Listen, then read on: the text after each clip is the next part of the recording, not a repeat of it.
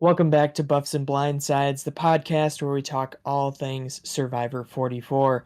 This episode, we recap the 2 hour premiere that just aired, our first real adventure into the world of Survivor podcasting with our first episode breakdown. If you want to check out our previous episode, our Survivor 44 preview, that is on our YouTube and Spotify. And then just a quick reminder before we start. Spoiler alert for the first episode of Survivor 44 because we're going to dig deep into that. And if you want to watch that, that's on CBS or Paramount Plus. So let's get started. Um, I'm Tim. And Evan. I'm Evan. And yeah, it's going to be a fun one. Tim, just right off the bat, did you have like one word to describe this episode or your thoughts on it?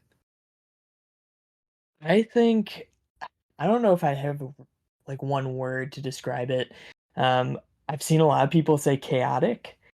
That's fair. That would be very fair. I I would say that this feels just like very different from the first three ones. That's the one thing I would say. I don't That's not really a word, but I'd say it seems distinct from the first three Yeah, I actually 40 agree. seasons. The pace felt pretty different. It did just feel like a little bit of a reset again. Even though there was nothing like crazy new, there was a lot of small new things, I thought. But yeah, we'll just hop right into it and we'll break them down. We'll talk about those small things as they come up. Let's start out. The episode begins with Caroline sitting on a beach, talking to a camera operator or a producer as he's kind of coaching her through the confessional process. I really liked that editing. I thought that was fun, kind of a different look. Whenever we get to see the production staff or hear from them, I enjoy it. How'd that make you feel? I thought it was a really interesting editing choice. I can't really say I liked it, honestly. Um, we'll get into it a little bit later, but I think she kind of grinds my gears a little bit. So Yeah, I was watching with my parents last night, and you and my mom should get together then because she drove my mom crazy all night. yeah. She was All just one right. of the many chaotic elements, to mention the chaos we talked about earlier. Yeah, so if their goal is to create this sense of chaos with this season, that's a perfect way to kind of start it off with that chaotic character. Or maybe they're just showing the winner first off. First person they show, that's the winner of the show. That would be a baller play. Car- Carolyn Winters at it. All right, we'll have to maintain or monitor that one as we go here. And things didn't really get less chaotic from there, I would say. Right after that, we got a hyper cut of all the contestants kind of saying maybe a second or two about being on Survivor, which I personally enjoyed getting to hear from all of them, even if we didn't really get anything substantive there. But I thought it was fun. Yeah, I think it was a good way to cut down on time, to be honest. That's um, true. It was a jam-packed episode. There was not a yeah, ton it of was just extra like seconds. it's just like, everyone's kind of here for similar reasons. Instead of giving each person a minute or two, let's just like take one statement from each person and cut it all together, and it kind of works. So I Yeah. thought that was smart. And I like too that we actually got to see all 20 people right away instead of, sometimes you get some really featured people early and generally one of those people goes on to be the winner. We're not going to have that problem this time, which is kind of nice.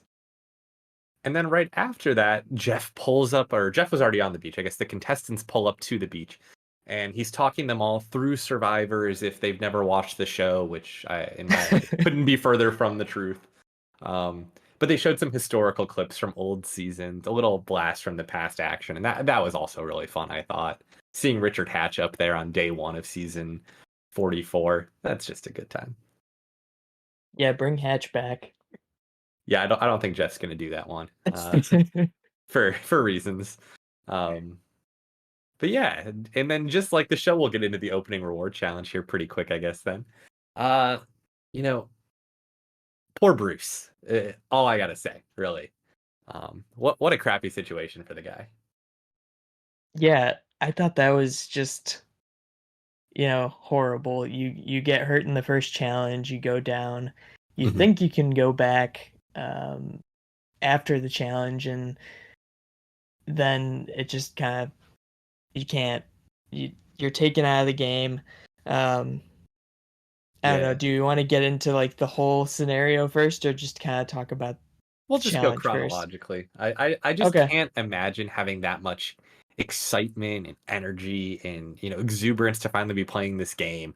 And then you dive into the challenge, head first, quite literally, and just get a giant gash on your forehead when you hit a wooden beam. Just really unfortunate. Also thought it was weird they didn't get medical out there sooner. I mean, the guy's like gushing blood from his head.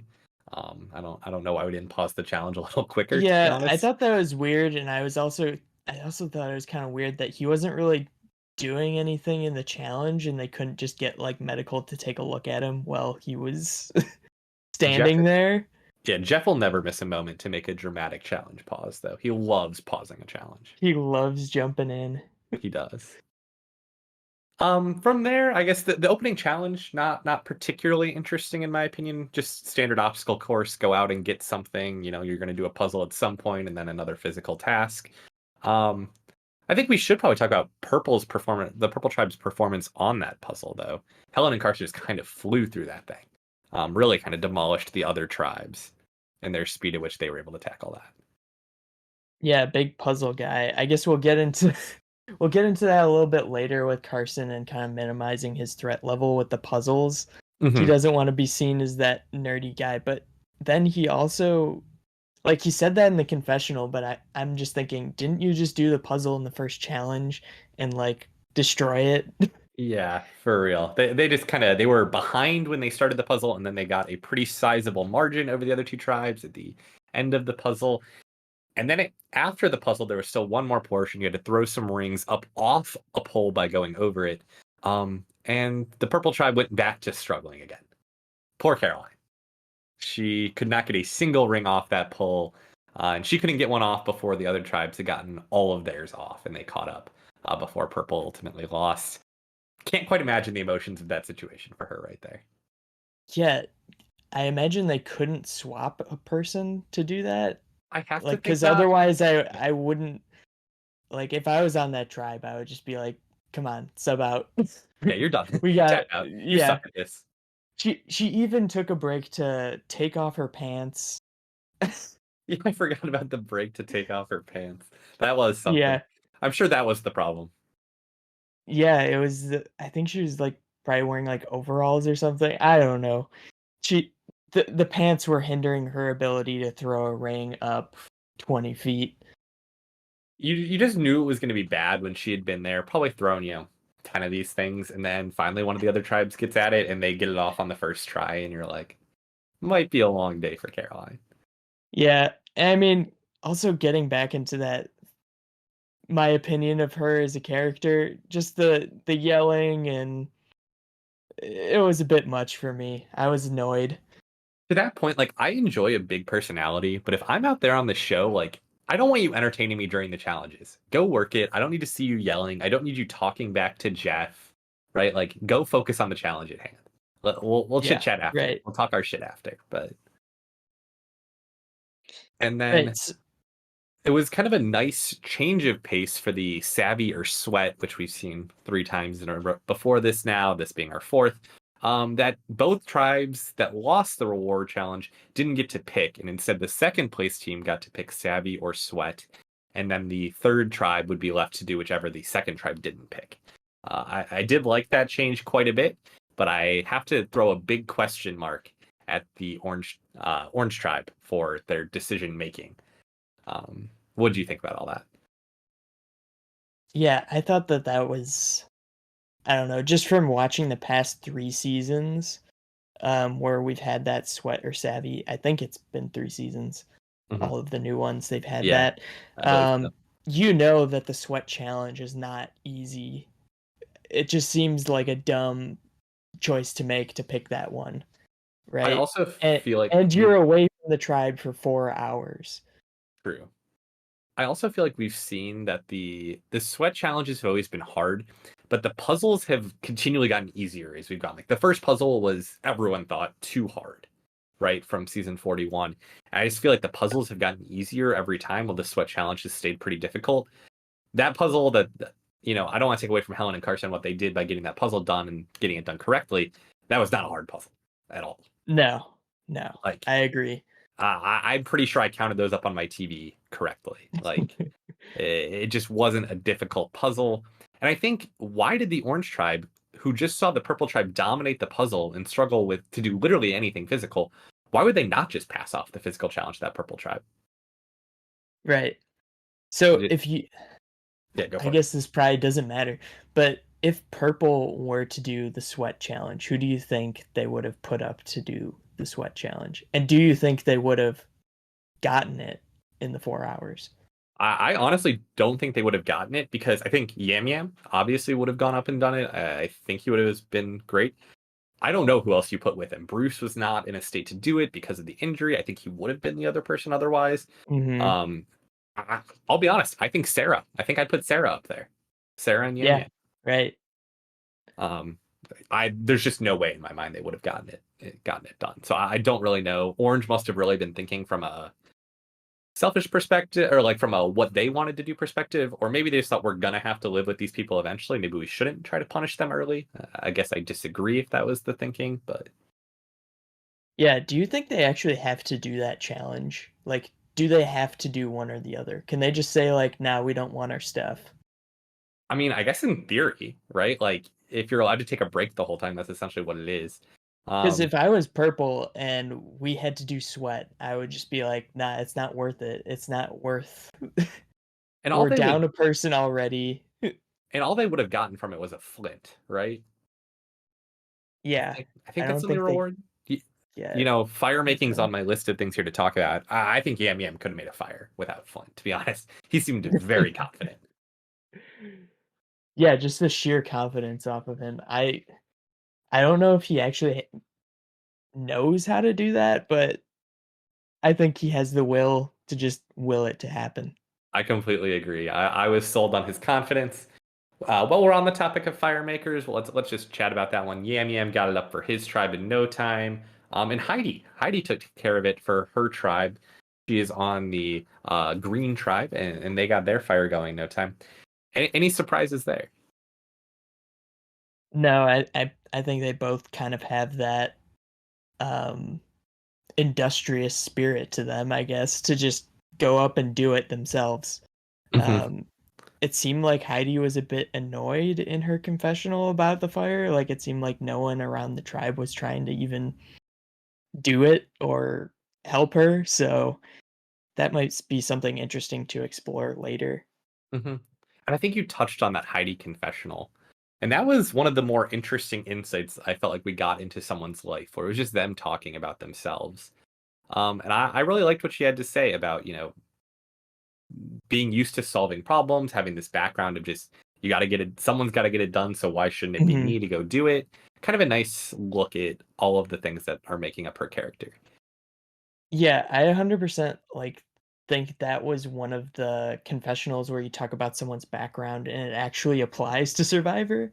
Right. It was so Whereas natural and it worked. It was great. It wasn't forced. yeah, right, right. It feels like in the past few seasons everyone's like, "Oh, I'm an accountant and I'm just going to try to stretch this analogy into fitting into Survivor somehow." And it doesn't really work. But in her I 100% believed what she was saying, that she was that person who's just gonna get it done, and has that willingness to do it. Yeah, Yeah. for sure. And then, while there's some of this fire making early tribe life going on, we get introduced to that twist you hinted at for us in the preview, the bird cage, the idol or the advantage in a bird cage. I really liked it. I thought that was fun, different, just kind of, the idols haven't really been well hidden in 24 seasons or so. Once Russell Hantz got around, hidden idols kind of stopped. Um, I really liked the birdcage. Just put it out there for everyone to see. Let everyone know when it's gone. Yeah, I agree. I think it's a good twist so far. Um, we'll probably get into talking about, like, how the Orange Tribe played with the Yeah, birdcage, in a little bit, but I think overall as a twist, that seems pretty interesting. for We'll see how the other tribes deal with that. for sure. It just creates a different dynamic. It takes a familiar advantage, something we're all okay, or presumably familiar advantage. We know it ends up being an idol, but takes that and just kind of puts a new skin on it. And I think that's a really good way to approach the game from a producer's standpoint, is take an element that we know works and just make a slight tweak to it. I Hmm. was a fan. And after we got our look at kind of this first day in camp, we head to the Purple Tribe's beach in the middle of the night, and we see Bruce is not looking too good. He took that head hit earlier, like you said. He seemed to rebound from it, and then I think his switch flipped when he was trying to sleep, and he realized it just wasn't going to happen. Yeah, as soon as I saw that he hit his head at the challenge, you dive headfirst into something and hit your head, like concussion. That's what I was thinking, and I think that's what it ultimately was. I think it has to be, Um, yeah. if I'm honestly surprised that they didn't catch that right away or something. Hmm. um, but yeah, I mean that really just sucks to be pulled out of the game that early. You never want to see that happen, and especially when it's something like I'm like a concussion isn't really life threatening. Hmm. I think there are some people who are touching on this and like on Reddit and in some of the comments that like, oh, they pulled him off to go to the hospital and run some tests, and Jeff comes back at the challenge the next day and says he's okay. Why didn't he go back into the game? Um, but I did hear that like he was recovering for 3 or 4 days after, so that's not Yeah. really a possibility. That's just something I wanted to bring up here because I know that is something everyone was talking about, and yeah, it just sucks. I don't really It know if does. there's much else to say about it. And thankfully, we do know now that they have invited him back to the game. He'll be in a future season. Um, and so it's not like his survivor dreams are literally going to involve ramming his head into a log and getting a nasty concussion. He'll get a chance to redo this later on, and that was the right play from Survivor. I think they did that Right. as well I as they could have. I honestly hope it's a non-returnee season that they put him back on. Like they just throw him on the next season because I agree. it's He it's deserves not it. like he was there for 12 hours. Yeah, it's not He like was he there for learned half a anything that's day. really going to make him a true returnee. Right. And yeah, but so we hope Bruce's recovery went okay, and we can't wait to see him in a future season. Right after we saw his terrible injury that he got from having too much excitement, we see an injury that I'm going to say Matt only got through pure stupidity.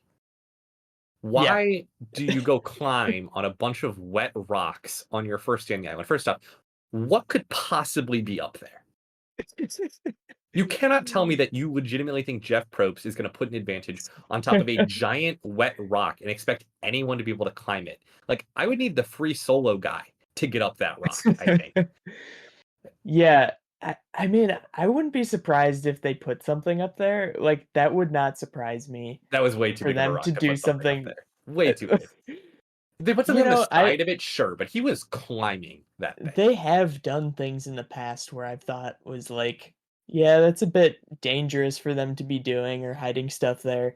Um, I started watching Ko Wrong the other day, and Hmm. like they hid something up in the top of a palm tree, and you had to like climb up this thing. You had to climb up like this 20-30 foot palm tree. That's a little different than climbing on wet rocks, but still, that's not, Yeah, no, it's still I don't dangerous. know. Like, to your point, there might have been something. I guess my risk reward complex would have never allowed me to get up But on that rock. yeah, 100%. Like you already, at this point, he already knows that there's the idol in the cage, right? Hmm. Um, there could be other advantages out there. I think in his confessional, he was talking about looking for crabs. I don't know why a crab would be on top of a rock that big. Um, That would yeah, be an Olympic crab right there. Put that bad boy out in the next Olympics. He'll do some damage. yeah. Um, I, you know, just with the whole thing, like we've seen on past seasons of Survivor, and I know from experience, just being in similar areas, wet rocks are not something you want to mess with. Even just like walking on uneven wet rocks, I was you can walking on easily it. break an ankle, slip, fall. Climbing on them, just stupidity right there. Yeah, I mean, he got really lucky. Like the way he fell, like he could have shattered his spine, and he didn't. Thankfully, a little gash here and there, which I'm sure won't be pleasant for him, but dislocated shoulder. but that could have been a lot worse. So I'm glad he's okay. I hope every future survival player will take that as a lesson in what to not mess with. Um, Right. and instead, hopefully, they'll spend more time messing with advantages, which is what we saw next in the episode when Brandon and the Orange Tribe decide that, actually, at Matt's urging, now that I think about it, that they're going to split up and look for the key to the birdcage in pairs. Um, the pairs strategy led to Brandon and Maddie splitting off together. And Brandon ultimately finds the idol key or the cage key, which I have to say, shockingly tiny. Like that thing was actually hidden. Kudos to the producers. That would have been hard to find. Yeah. Um, yeah, Not and that.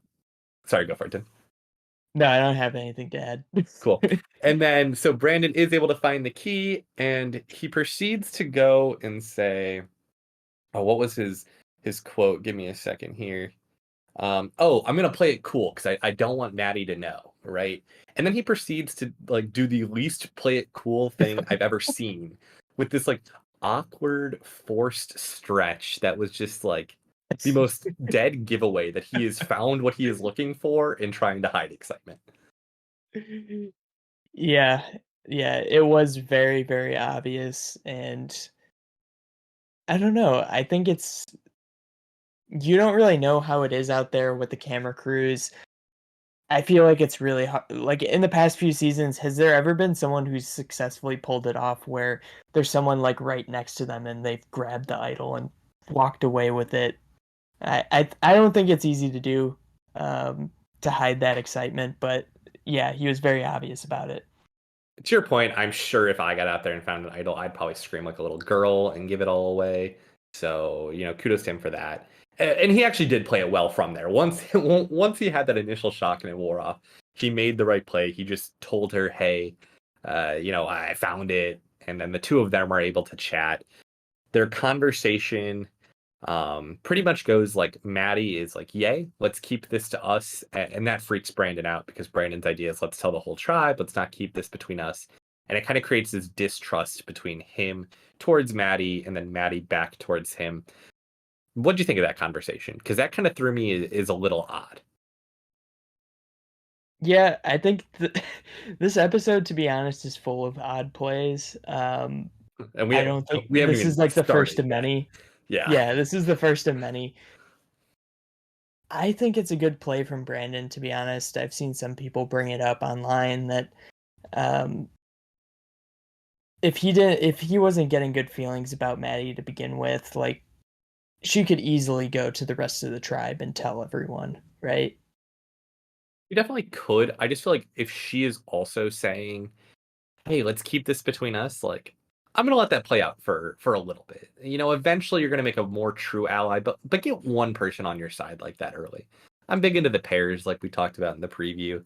I just think I'm not a fan of sharing advantages. Like I think we overshare advantages Yeah, now right. pretty aggressively, and I'm not sure that was the smartest play. But I didn't hate it either. Well, it definitely wasn't the worst play we saw this episode by any means. Mhm. Yeah, And I think one thing that with the cage idol too is like you don't even have to go get it from the cage right away. You could have that key and just store it away for a while, and just pull out that idol when you need it, or replace it with something. You could do a lot of things with it. And I do remember one contestant said that exact thing. Like, if I find this key, I'm leaving it in the cage till I need it. And that's 100% the right play with this idol to me. Um, Hmm. of course, not applicable to the Orange Stripe situation. Again, with two of them having seen it, like that secrecy is already gone. But if any individual is able to find a key on their own, that is what I really hope they do with it. Um, Yeah, and I guess at this point they don't know it's an idol, right? They that's a good know point. it's Yeah. some sort of advantage. It can kind of be assumed that it's an idol, but yeah, I mean, it could be something else. They don't even know if it's something for the whole tribe, um, Yeah, that's a good point. which And is they also don't know if it could be a beware advantage, right? Where they would need to get it out of the cage earlier before their like intended use mhm, case. Um, that's good. Survivor advantages are keeping it fresh that way, right? Idols did get a little stale for me, and then I hated the idol nullifier. That was a stupid one. So uh, I think they're doing a pretty good job with advantages these days. yeah, not bad. And speaking of advantages, Summit Island is back. I really hate that name for it because they don't show us the summit part of it at all. So it should just be called Advantage Island. I don't understand why it's not. But the all three tribes choose people, I think by random, to go to the summit. Funnily enough, Matt from the Green tribe is the one who ends up going from his tribe, and he doesn't want to go. And I'm guessing the other five from that tribe probably all did. Yeah. Um, and then I believe it was I'm Sarah, blanking. right? Yep, And it was Lauren? Sarah and Lauren from the other two tribes. They didn't show us any of the conversation on Summit Island, like I mentioned. But what they did show was that the three players, once they had crawled through the jungle, would choose a path to go down alone. And at the end of each of these paths was a bag that contained three little shells. Two of the shells said lose a vote, and one had an advantage written on it. You had to pick from the bag once, so and then you could choose if you wanted to pick from the bag a second time. Um, First off, we see Matt, who's able to pull from the bag a first time, and he loses a vote, and then he decides to reach back in, and he unfortunately loses a second vote.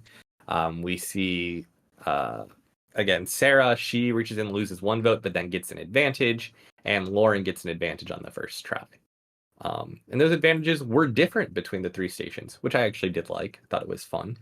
Um, Lauren was able to grab the new bank a vote advantage, where you, instead of voting at a tribal council, you will take the piece of parchment and just keep it for later, and you'll have an extra vote to use later. I thought this was a really good twist on the extra vote instead of just flat out giving them one. How'd you feel? Mm-hmm. Yeah, I thought that was um, a good way to mix everything up. They definitely edited the island visit, whatever you want to call it, Summit Island, I guess is what you called it. Yeah. They did edit it a little differently. In the past, they used it as a time to show people's backstories and show them conversing with each other, and we didn't get any of that in all. It was strictly about the advantages, right? Yeah. Um, I thought the advantages were pretty interesting. The bank your vote seemed good. Inheritance advantage does seem a bit overpowered, maybe. Um, it does also require a lot of like social game to understand when people are going to be playing their advantages. Because, right, they didn't explain them at all, really. Yeah, But that's what I was my trying to figure out. my Like, understanding is the inheritance advantage is you collect every advantage played at one tribal council after the tribal council has happened, and no one knows about it except you. yeah, I couldn't. There was a lot of ambiguity to it. Like, do you have to play it before the tribal council? Does everyone know that you're going to get these advantages, or is it private to you? A lot of things that were just kind of, uh, I don't know what the right word is, but vague about it. Where I could see this ranging anywhere from a somewhat unempowered advantage that just puts a target on your back to being like insanely OP. You know? Um, Right. Yeah, I think you probably have to play it before the vote, right?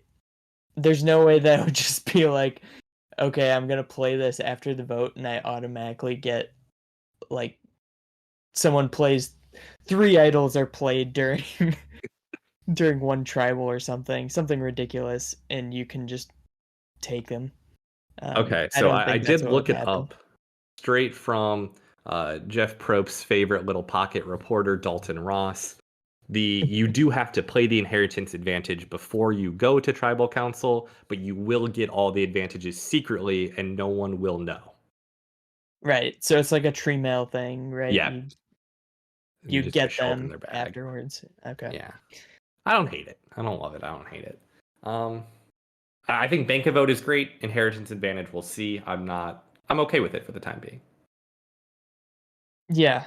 So what do you want to talk about next? How they came back to their tribes and talked about these things? Yeah, I think so. As is typical with Summit Island, you've got to have a story prepared for what you say when you get back. I think all three of them played it, probably how you would.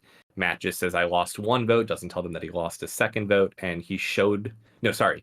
Um, Sarah gets back and she says she lost a vote, does not say she got the advantage, pretty typical. She actually shows the piece of paper. Um, Mm-hmm. that says she lost the vote to them. I think Matt did the same thing, Yeah. which is going to play a key role. Lauren just says she lost a vote without anything else. I think that's about as standard Which, as it gets. I mean, that's probably what I would do in her case. I mean, yeah, It's an easy way to use the bank your vote, right? You just yeah. tell them you lost your vote. Don't use your vote at tribal, so no one suspects anything Hmm. until the challenge, right? And until the That kind of challenge. changes things. Yeah, we'll get there real fast. So next up, we do have the immunity challenge. Thoughts on the immunity idol? It was a sword and shield. It fit with the medieval theme that we saw from the logo. We will see at Tribal Council. Thoughts on this immunity idol as well as the theme in general for you? You could tell that Jeff was super excited to show them this immunity idol. Yeah, no, he He was just hyped. like he just like whipped that sword out, Oh, he did. waving it around, excited to show everyone about it.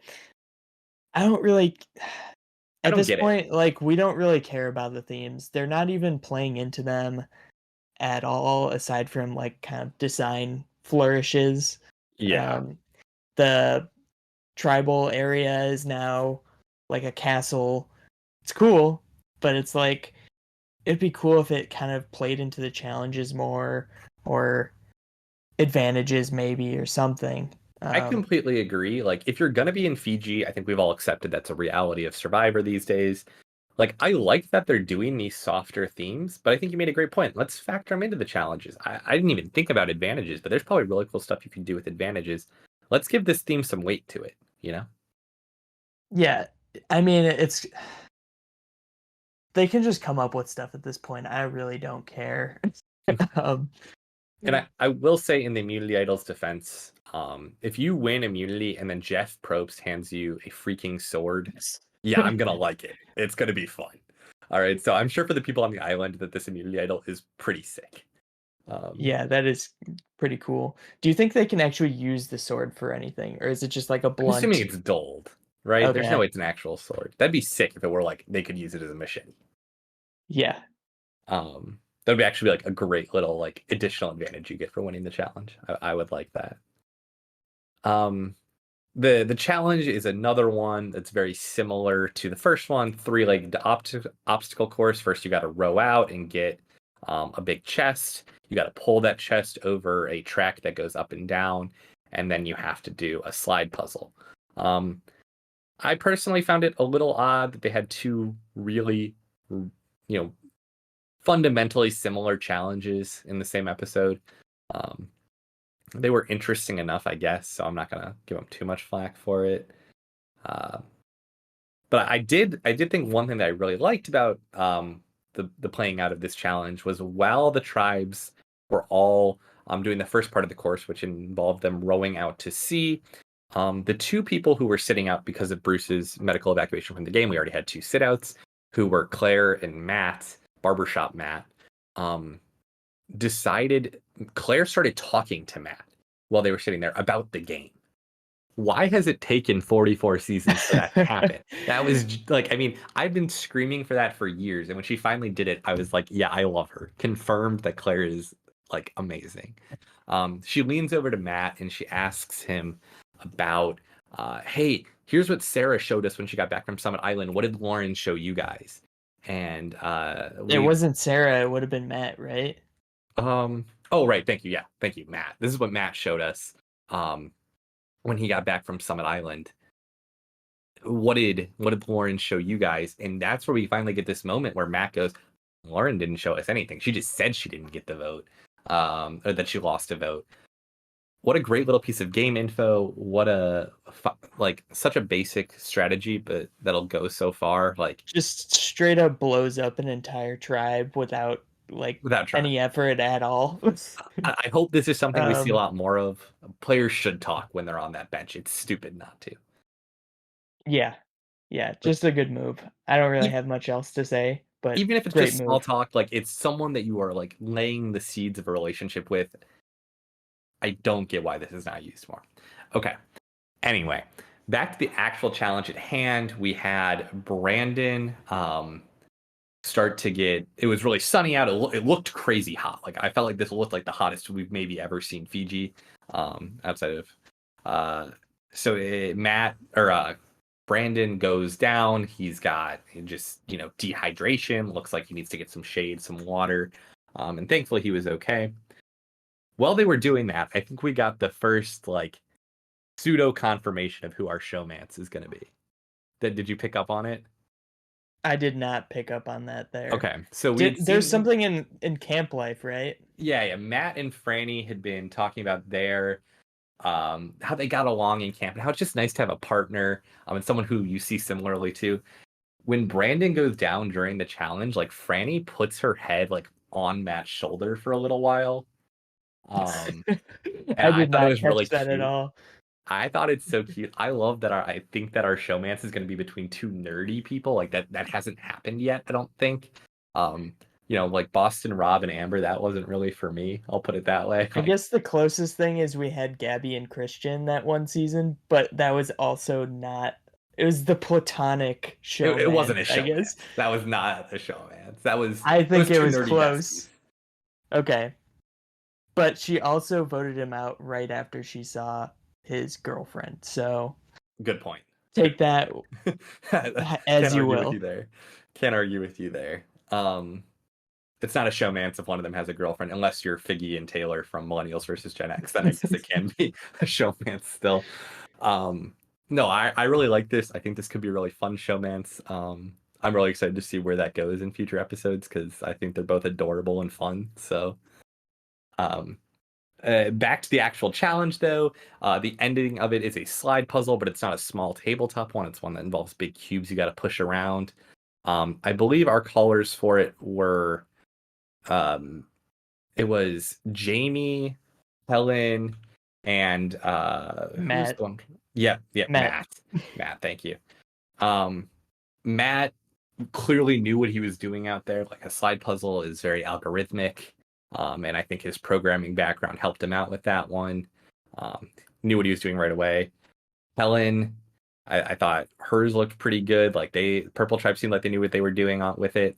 Um, Man, that Orange Tribe, Jamie had no clue what she was doing to solve the slide puzzle. I would say with that challenge, it's also the problem with that puzzle is it's also a lot of physical, right? It So is. I don't think you can completely discount their intelligence on this.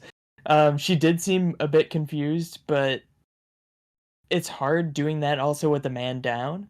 Um, That's a fair point. It just like you looked at their puzzle and they made it worse from when they started solving it to when they lost. Like it looked worse. It looked more scrambled to me.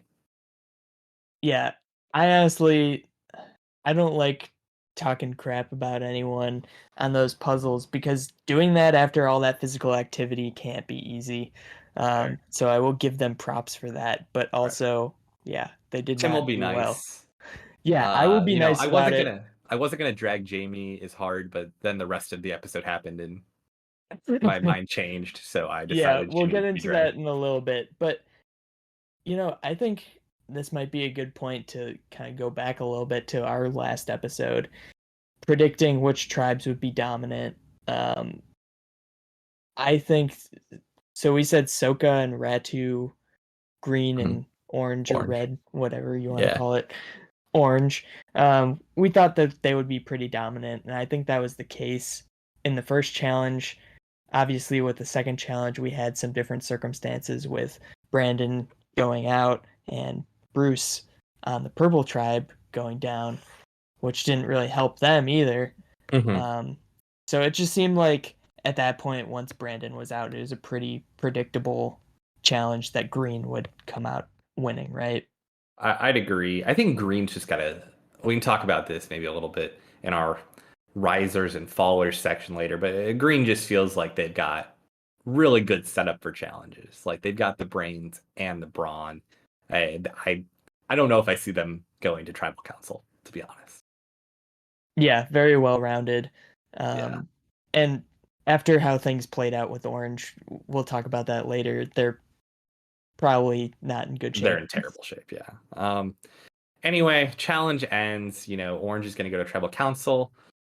We come back to camp, and I gotta say, that segment just lost me. It was chaotic, like we talked about earlier. I just felt like everyone's name got thrown out, and this is something Survivor's been doing a little more recently, where they just kind of make it's not like it's between two people. It's just it could be anybody. Um, Yeah. I don't know how. I kind of like getting it down to a couple. It doesn't have to be two. If you want to leave it between 3 or 4, but like realistically, going into that vote, I had no clue what was going to happen. Yeah, I think that's just typical of the past few seasons, right? It seems like Mhm. everyone's having these kind of kumbaya tribes to begin with, and then they go to the first tribal and no one knows what they're doing. So I think the edit was pretty honest with that. That's a good point. The Um, editors, there might not have been a story for the I editors to don't show. think That's that a fair they're point.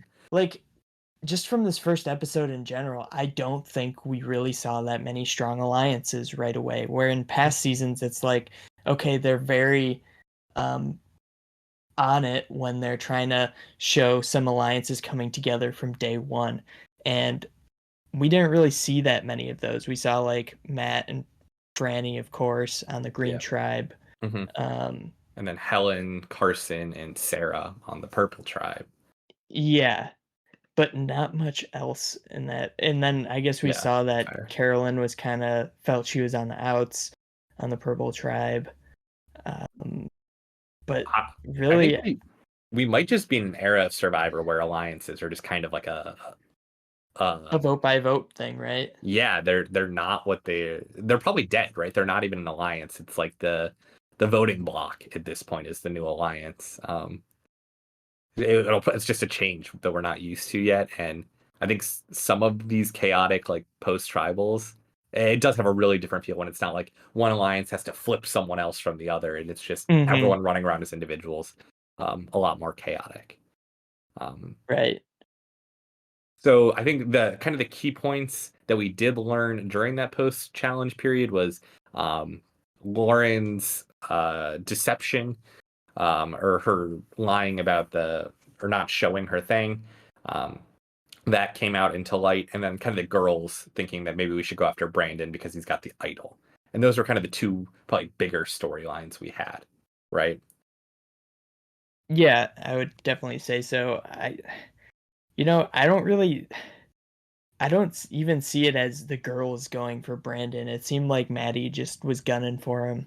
And That's fair. like, even the edit was kind of like Kane was really unsure if Yeah, and they did try she to pull really had the organized, numbers there. right? Yeah. Um, I think that was, if you're playing with fire at that point, gunning for someone who has an idol, everyone knows has an idol.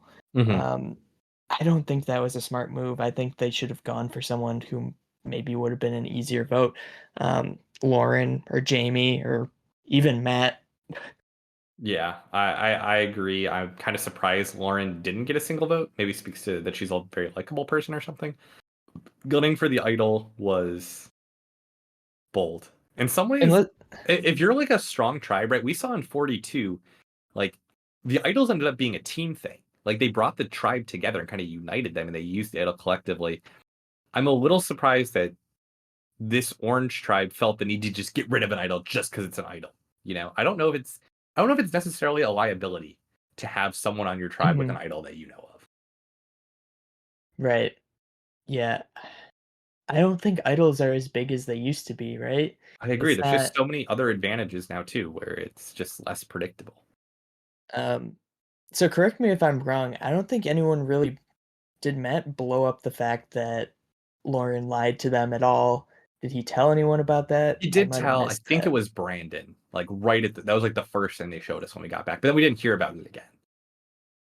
Yeah, see, I think that's a miss right there.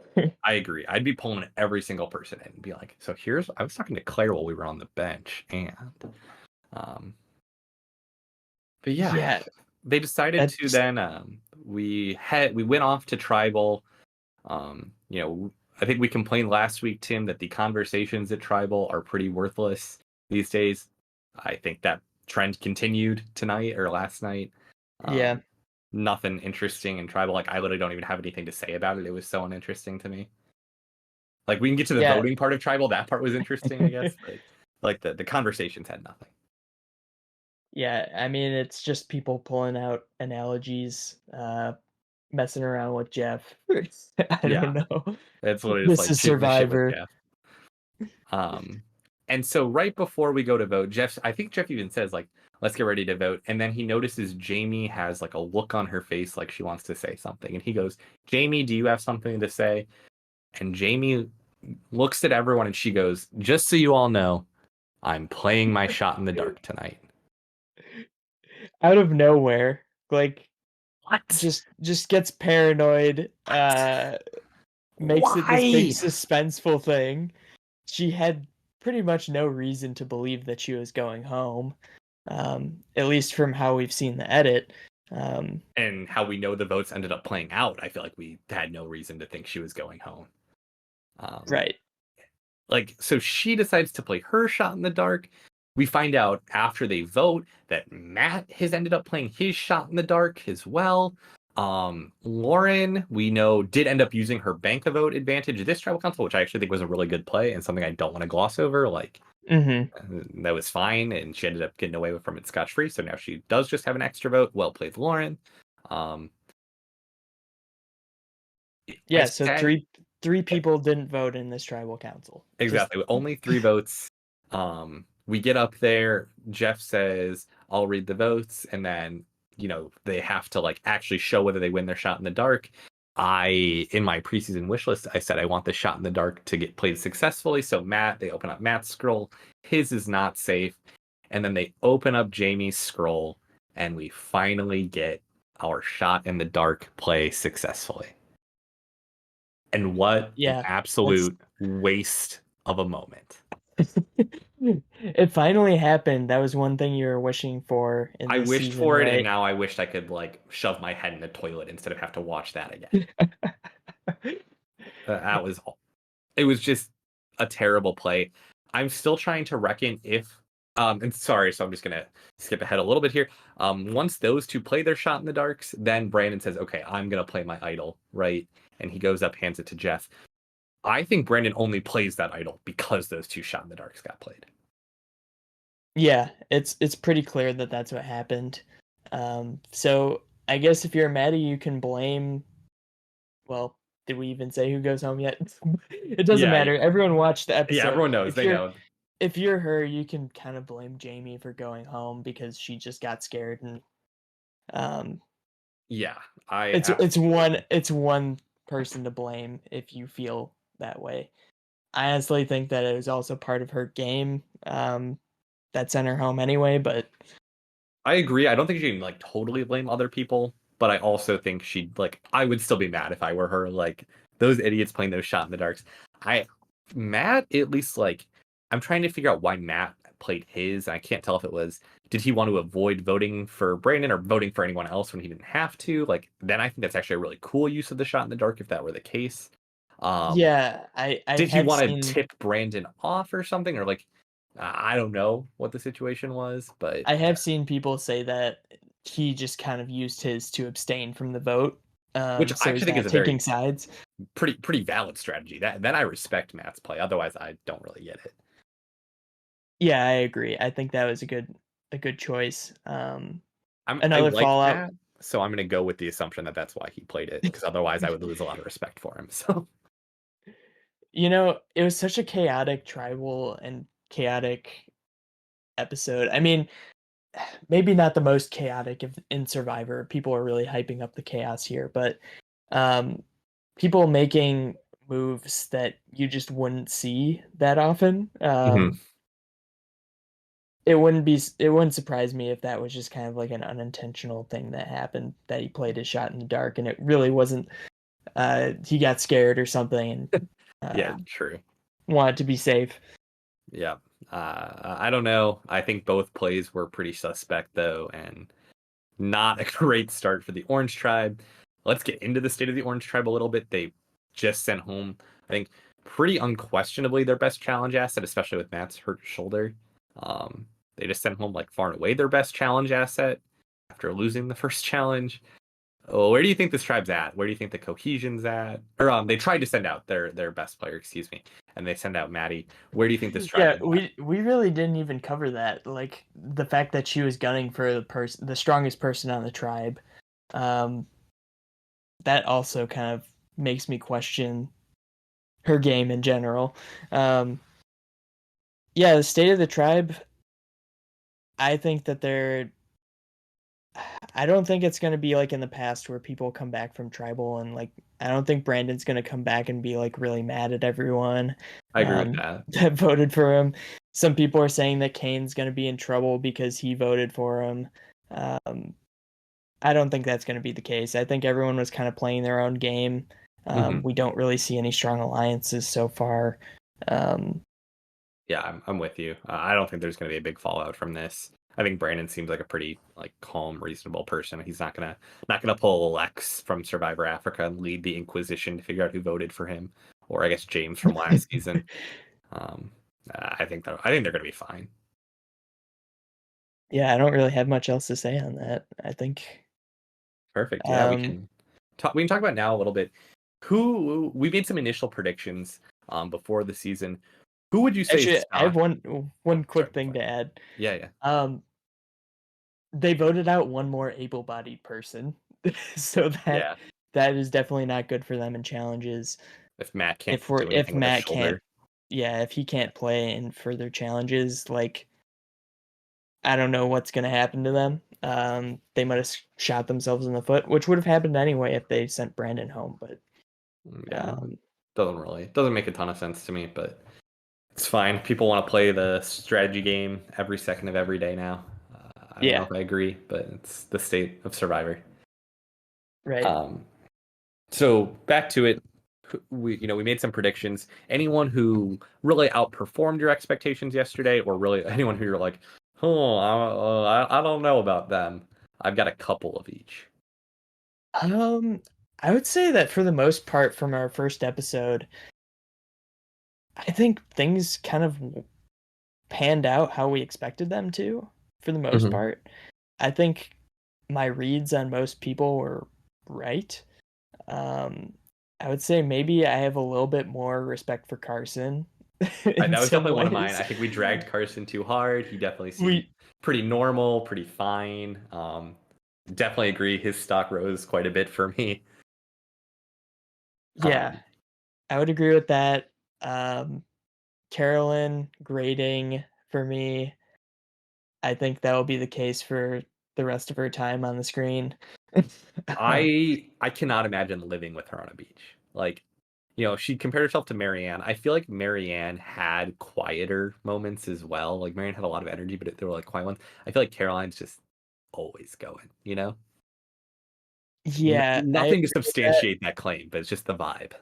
I agree with that, and I mean, I had the same problem with Marianne, to be honest. I thought she was a bit grating too at times.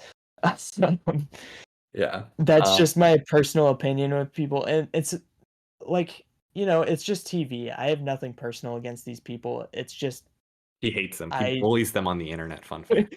I It's do really not personal bully on people on Facebook. the internet. No.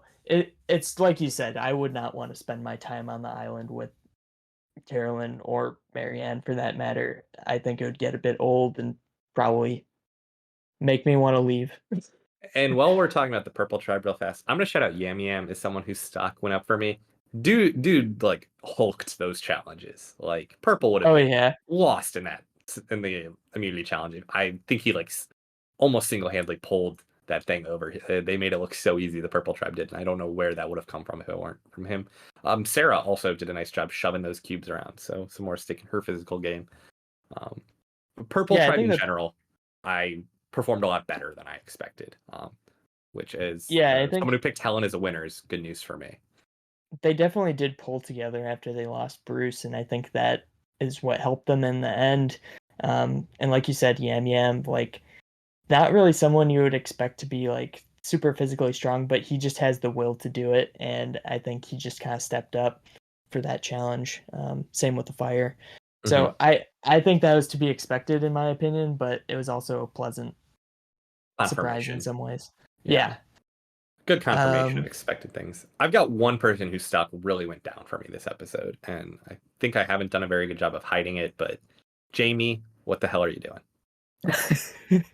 Uh, my notes that I wrote last night as I was watching this, I can't even say half these words on the internet, I don't think. Like, yeah, I was so mad. It just, what a stupid ending to the episode. Jamie's stock is in the toilet for me. I I think I did kind of mention it in the last episode. I didn't really know how she was gonna play. Um, I think I was leaning more on the side that she would just play a really bad game. That was kind of the impression that I got that And she so would far, you'd probably. be very correct. Yeah, yeah. So I don't think that really changed anything for me. Um, just more so like it hurts to watch people make bad moves on TV. Not even a bad move. That was just like 50,000 question marks written in a row. That's what that move was. It wasn't bad. It was just, what? Yeah, I don't remember. I'm so bad with names, so I don't really remember her name from the last season, but that one woman who just blew up her game for absolutely no reason. Oh, the blonde. Oh, Yeah, yeah, yeah, yeah. No, it wasn't like that was a different kind of it bad. wasn't quite that bad, but This didn't like directly result in her own elimination. Like that was pretty awful what happened last season, but this was just like unintelligible. Like I have no clue why. I'll let it go. But Tim, did you have any people whose stocks really went down for you beyond that, went up or down for you? nothing that I can think of. I guess one thought that I just had that kind of popped up from it was like a passing comment earlier in the episode, and I guess we kind of talked about it a little bit.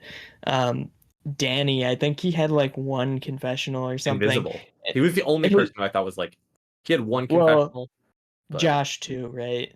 Josh, at least we got to hear a little bit of his backstory, I thought. Danny, he Yeah, had like one confessional that was like really generic, like, I'm here to win. And that was it. I actually thought his confessional was pretty good because he seemed like he was questioning why everyone was very friendly to start off with on the beach, and he wanted to get down to it and like start an alliance and get scheming. Um, so I think that is kind of I agreed with him on that. I want to see people get into the game a little bit more, and we'll probably see that next week. Hmm. Um, Yeah, yeah, I guess that's a good sound of fun. segue into the final thoughts. Do you have anything else? I don't think so. Overall thoughts on the edit? I I again like the edit. I love the slow-mo we're doing in challenges now. I think the editing is doing as good of a job as it can of giving of like distributing screen time. Again, Danny was the only person I felt like we didn't hear much from, and I'm sure they'll remedy that soon. Um, my only complaint with the edit is when every person is a super fan, we don't constantly need to be reminded of the fact that they're a super fan and that this is their dream and that they've never wanted anything like they've wanted this in their lives. That's implicit at this point. Like, I felt like we probably heard how this has been their dream, like at least Hmm. 10 separate times yesterday. We get it. I 100% agree. Like, you could just even cut out every time someone says, "I've been watching Survivor since it first Yeah, started on facts. TV or Straight since I facts. was young." They literally Um, had a section at camp where they were talking about when they started watching Survivor. Like, let me learn something about these people as people. I get that they're super fans. Like, when the year they started watching Survivor could not matter less to me at this point. it's a Survivor ad within the game. It absolutely Um, is. Speaking of ads, there is the cartoon Jeff that just like jump scare in the middle of the episode Yeah, to that was promote his literally a jump podcast. scare. You listened to the Um, podcast, right, Tim? I listened to the first half of it. It was actually pretty good. You get to hear Jeff beat Jeff. Okay. Like actually be himself and not like the the Survivor Jeff that we all know is kind of corny, and um, he seemed to actually have some ideas and talk about the show. And um, you can, I think, I didn't get to the end of the episode, but he says like every week he's gonna talk about one thing or like one comment of something that someone didn't like about Survivor and either challenge it or agree with it or something. Um, reckon with someone on social media who has something bad to say about an episode, and I think that's honorable. I don't know if it'll change anything, but it might be Arguing with the interesting. internet has always gone well for people, right? It's never once been a problem. Yeah, exactly. But getting back to the edit, I honestly felt like I never really gel with the premiere episodes. I think there's just so much going on and that they're trying to fit into even 2 hours, um, that it's really hard to get a good read on who everyone is, understanding all the people, how they're interacting with each other right off the bat. Yeah, Um, I would agree. I honestly like I bash the backstories a lot, but they're also really useful in kind of understanding people right away. Hmm. We didn't have that many. I think we probably had like two or three this episode. Um, It was a very gameplay focused episode. I don't know if you want to call what we witnessed gameplay, but it was a very yeah, gameplay focused episode. honestly, it just felt like okay, I just watched 2 hours of Survivor. What do I know right now? Like, what have I learned about these people? And I really couldn't come up with much. Um, Yeah. My take on the so episode in general was like I didn't care for this individual episode. Like I didn't come away from this one feeling great, but I also do think we've got potential for a good season here. yeah, I think there's definitely potential for some interesting characters, and Yep. I want to see how those maybe alliances work out or how they interact with each other. And I have to Um, see Franny and Matt fall in love before my eyes. yeah, so that's our sneak preview for next week. Is we see that kind of playing out. We kind of got thrown off a little earlier in the episode when Carson was talking about how he's always been single, um, but I also didn't see that happening based on who the rest of the people in the Purple Tribe were. Yeah. He's also just a lot younger than I think everyone else on that tribe. He's like 7 or 8 years younger than Exactly, the next youngest exactly. person Like there. he's So 20 years old. Everyone else is at least like late 20s or 30s. yeah, Caroline and Carson getting together. That would be Some something. of them married with children. Yeah. Um, yeah. So, do you have anything else to add, or ready to No, wrap up? I think I've said what I need to say here, Tim. All right. Well, this has been an episode of Buffs and Blindsides. We'll be back next week with our analysis of episode 2 from season 44. You can check us out on YouTube or Spotify, or Apple. You're probably listening to us on one of those platforms, but if you prefer one of those or your friends prefer one of those, go check those out. So we'll be back next week. See ya. Thanks for tuning in.